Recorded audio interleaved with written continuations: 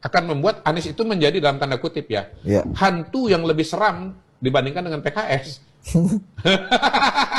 Menurut saya itu akan membuat situasi menjadi berbeda justru. Jadi menurut Anda justru Mas Anies itu nggak ketemu sama kimianya natural votersnya PDI? Per hari gitu? ini ya secara alami menurut saya sih susah.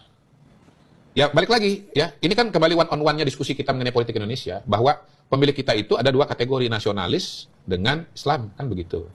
Nah, Mas Anies ini kan nama representasi kelompok yang politik Islam ini, terutama yang kental kan asosiasinya dengan waktu Pilkada Jakarta melawan Ahok, kemudian asosiasinya dengan Rizik Syihab. Iya. Ya kita bisa lihat bahwa pemilihnya Anies itu memang notabene adalah Islam politik gitu loh. Nah, itu menurut saya akan membuat Anies itu menjadi dalam tanda kutip ya, hantu yang lebih seram dibandingkan dengan PKS. Mulainya dari pendidikan. Dan dari pendidikan itulah lalu pertemuan pertama kali tahun 65. Setelah itu baru gagasan membentuk ASEAN terbentuk, dan akhirnya terjadilah sebuah wilayah baru yang kita kenal kolaborasinya sebagai namanya ASEAN. Assalamualaikum warahmatullahi wabarakatuh. Selamat pagi, salam sejahtera untuk semuanya. Suasana di ruangan ini pagi ini amat berbeda. Warnanya cerah, semangatnya menyala, dan kentongannya nyaring bunyinya. Kentongan itu tanda apa ya? Ya, panggilan untuk bergerak bersama. Izinkan saya menyapa dulu para pimpinan, Ketua Umum Gerakan Rakyat, Bung Syahrin Hamid, tepuk tangan untuk beliau. Kemudian Sekjen Gerakan Rakyat, Bapak Muhammad Ridwan, Ketua Dewan Pakar Gerakan Rakyat, Profesor Dr. Zulfikar Amir,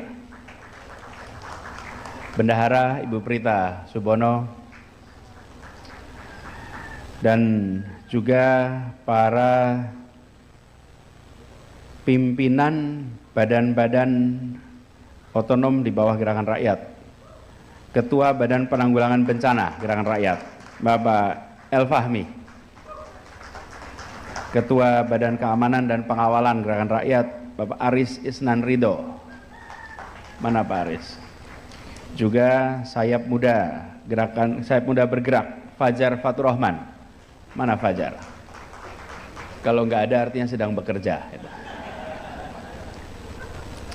Kemudian para tamu undangan yang hadir bersama di sini, ini cukup lengkap yang datang bersama. Izinkan saya menyapa sebagian. Pertama, sudah dari tadi merekam Bung Refli Harun. Mana Bung Refli Harun tadi? Oh, ini masih kerja di sini. Dan saya dapat pasokan pantun dari beliau nih. Begitu Syahrin bikin pantun, Refli kirim jawabannya. Yang saya hormati Bang Saud Situmorang, Bang Yasin Kara, Pendeta Sepat Supit, dan bersama kita juga Marsikal Muda TNI Purnawirawan Bapak Supomo, pemikir ekonom kita yang datanya dan perspektifnya luas, Profesor Dr. Awalil Rizki,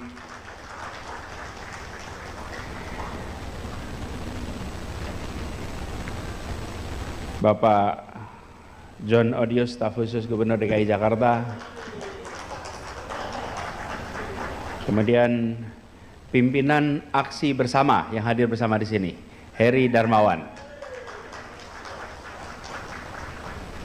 dan para tamu undangan lainnya yang hadir bersama saya, ada Pak Tarmizi dari Jawa Barat, dan semua saja yang tak mungkin disebut nama satu persatu. Izinkan saya pertama menyampaikan selamat kepada seluruh jajaran pimpinan Gerakan Rakyat, baik DPP, DPW, DPD, yang sudah bekerja luar biasa selama beberapa waktu ini dan berhasil menyelenggarakan rapat kerja nasional pertama di Jakarta hari ini. Saya lupa menyapa langsung, tapi saya ingin sebutkan di sini para ketua DPD Gerakan Rakyat seluruh Indonesia, para ketua DPW Gerakan Rakyat. Coba ketua DPW-nya boleh berdiri. Ketua DPW. Tepuk tangan untuk mereka semua. Kemudian para pimpinan DPP, boleh DPP berdiri. Kasih tepuk tangan untuk ketua pimpinan DPP. Terima kasih. Alhamdulillah kita bersyukur bisa hadir bersama di sini, dan ketika melihat rancangan acara pada pagi hari ini unik. Ini rapat kerja tapi penuh dengan gagasan. Berbicaranya tentang Indonesia, global, dan tantangan-tantangan yang ada di negeri kita. Ketika dilihat urutannya, saya rasa ini salah satu rapat kerja organisasi yang memiliki ruang untuk gagasan yang sangat banyak. Karena dialog kebangsaannya bukan saja menyangkut tema-tema domestik, tapi juga tantangan ke depan. Sekaligus mengirimkan pesan. Pesan bahwa Indonesia bukan sekedar sebuah republik yang untuk mengurusi rakyat di republik ini saja, tapi republik yang berperan di wilayah global. Saya dapat tugas, durasi bicaranya memang semua tidak panjang, semua singkat. Tapi kenapa singkat? Supaya penuh dengan pesan, penuh dengan makna. Saya perhatikan semua acara relatif waktunya padat, dan harapannya dengan padat itu daya fokus kita terjaga. Izinkan saya menyampaikan yang menjadi tugas. Di sini saya dapat tugas tentang geopolitik dan Indonesia ke depan. Bapak Ibu sekalian, kita tinggal di wilayah Asia Tenggara yang penduduknya lebih dari 650 juta. Dan 280 dari angka itu adalah warga Indonesia. Lalu kita lihat posisi kita di Asia. Di sisi timur ada beberapa unsur kekuatan. Di sisi selatan ada unsur kekuatan. Di timur ada Tiongkok yang paling besar, ada Jepang, ada Korea Selatan, ada Korea Utara, ada masyarakat Taiwan. Ini semua wilayah yang suasananya tegang, bukan wilayah yang suasananya teduh. Tegang, tak terbayangkan utara dan selatan, antara Korea Selatan dan Utara tegang, antara Tiongkok dengan Jepang tegang, antara Korea Selatan dengan Tiongkok tegang. Ini wilayah yang tegang. Masuk ke Asia Selatan, ada India yang sangat besar. Di situ ada Pakistan, ada Bangladesh, ada Sri Lanka. Atasnya sedikit ada Afghanistan.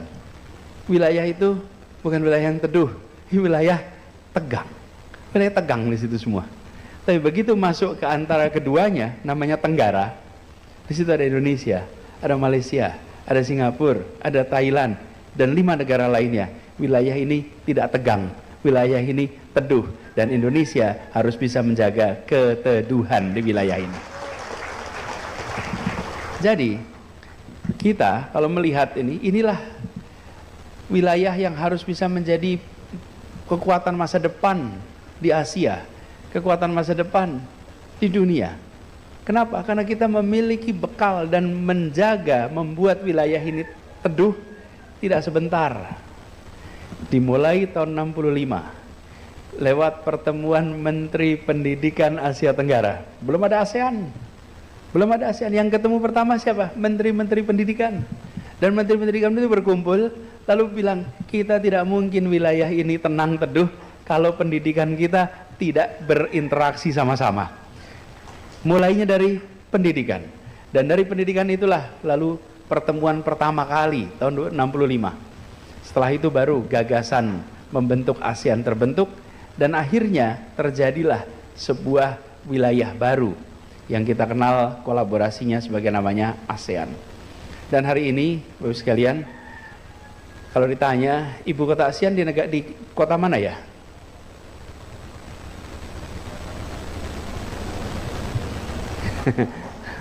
Ibu kota ASEAN itu di mana Bapak Ibu?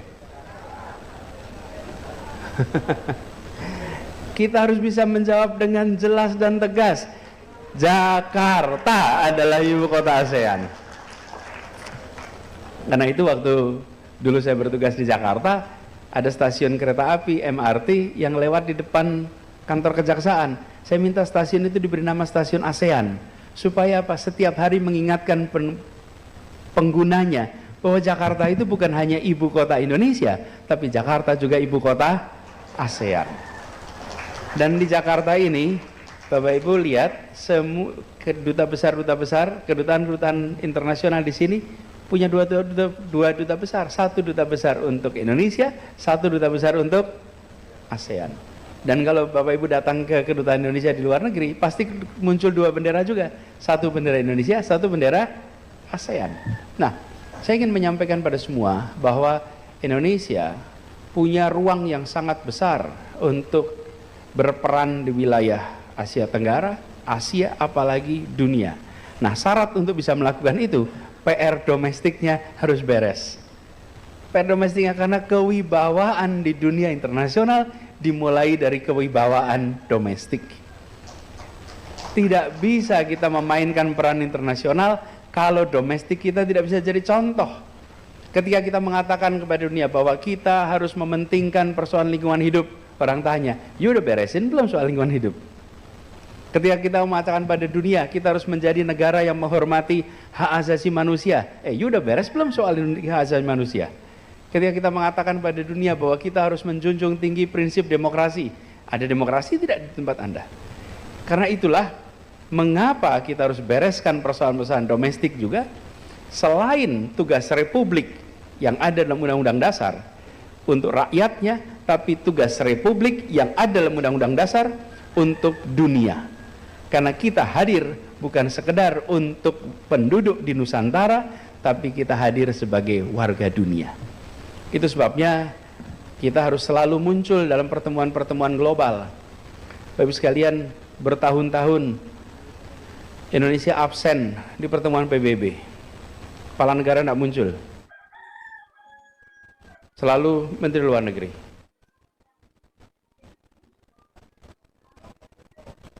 Ini Bapak sekalian, kalau kita tidak aktif di dunia internasional. Halo teman-teman, berjumpa bersama saya di Politik Dangi. Teman-teman, pernyataan dari Kodari ini ya sungguh pro dan kontra sebenarnya.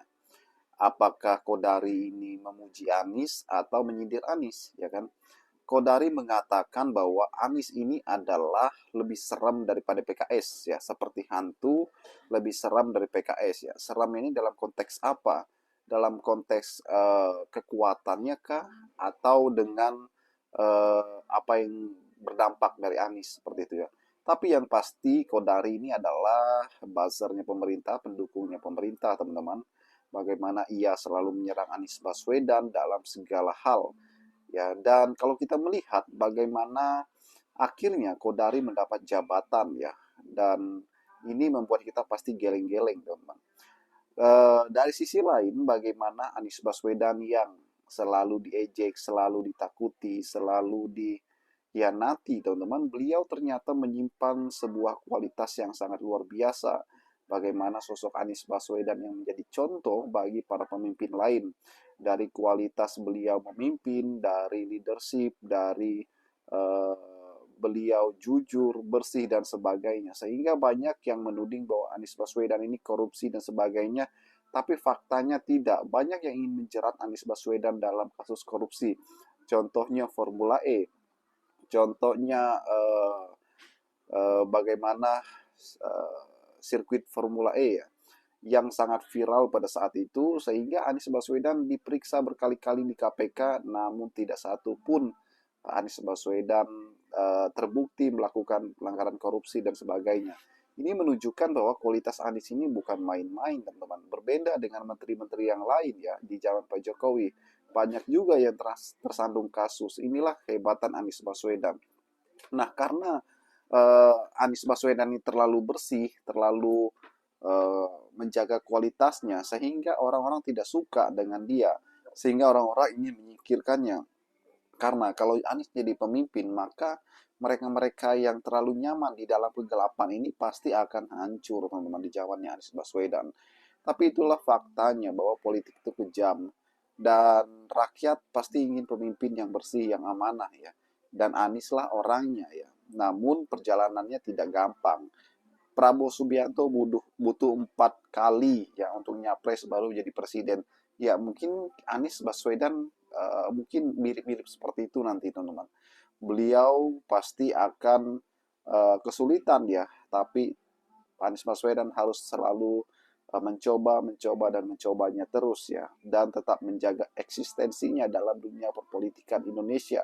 Bagaimana menurut kalian? Kita diskusi di kolom komentar.